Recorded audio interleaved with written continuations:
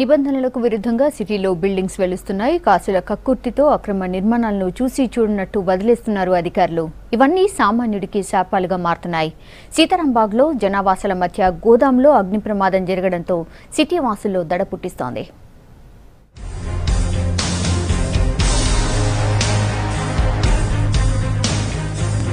సిటీలో apartments, commercial కాంప్లెక్స్ల నిర్మాణాల్లో rules పాటించట్లేదని సీతారాంబాగ్లోని plastic గోదాంలో జరిగిన fire accident చూస్తే అర్థమవుతుంది.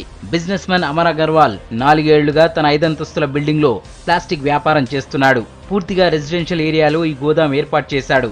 నిన్న జరిగిన అగ్ని ప్రమాదంతో ఒక్కసారిగా హడలిపోయారు స్థానికులు. ఇలాంటివి ఇక్కడ మరో 4 గోదాములున్నాయంటున్నారు. నిన్న 10 o'clock ఫైర్ యాక్సిడెంట్ జరిగింది. అప్పటి నుండి ఇప్పటి వరకు ఎన్నో ఫైర్ ఇంజర్స్ వచ్చినాయి, కానీ మంటలను మాత్రం అదుపులో చేయలేకపోయినారు. మా ఇండ్లంతా పొగలతో నిండిపోయినాయి. బట్ వస్తున్నారు మినిస్టర్లు, ఎమ్మెల్యేలు, ఎంపీలు అందరు వస్తున్నారు, చూస్తున్నారు, వెళ్తున్నారు. బట్ ఎవరు మాత్రం చర్య తీసుకుంటారు. ఈ రోజు ఇది జరిగింది, రేపు ఇంకో ఫైర్ యాక్సిడెంట్. ఇక్కడనే ఇంకా 4-5 గోడాంలు ఉన్నాయి. అవి ఇమ్మీడియట్ అవన్నీ ఖచ్చితంగా అవన్నీ డెమాలిష్ చేయాలి, వెకేట్ చేయించాలని మేము కోరుకుంటున్నాం. లేకపోతే ఎంతవరకన్నా మేము వెళ్తామండి. సీతారాంబాగ్ అగ్ని ప్రమాదం జరిగిన ప్రదేశాన్ని మేయర్ బొంతు రామ్మోహన్, జీహెచ్ఎంసీ కమిషనర్తో పాటు సిపి మహేందర్ రెడ్డి పరిశీలించారు. ఆ బిల్డింగ్ చుట్టుపక్కల ఇళ్ల వాళ్లని అక్కడి నుండి ఖాళీ చేయించారు.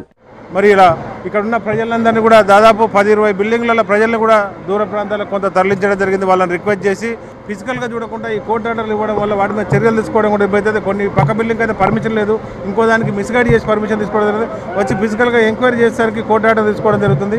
వీటిని కొద్దిగా కోర్టులు కూడా కన్సిడర్ చేయాలి, ఫిజికల్గా చూడాలని చెప్పి అనుకుంటున్నాను. పర్మిషన్ లేకుండా అపార్ట్మెంట్లో ప్లాస్టిక్ గోదాం రన్ చేస్తూ అగ్ని ప్రమాదానికి కారణమైన వారిపై క్రిమినల్ కేసులు పెడతామని హెచ్చరించారు GHMC commissioner Janardhan Reddy.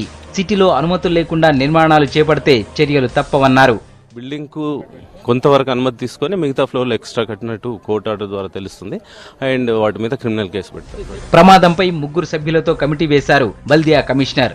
Committee నివేదిక ఆధారంగా చర్యలు తీసుకుంటామని చెప్పారు. రెసిడెన్షియల్ ఏరియాల్లో ఇల్లీగల్ బిజినెస్ ను తొలగిస్తామంటున్నారు జీహెచ్ఎంసీ అధికారులు. అయితే ప్రమాదాలు జరిగినప్పుడే ఆర్భాటాలు చేస్తారని మండిపడుతున్నారు సిటిజన్లు.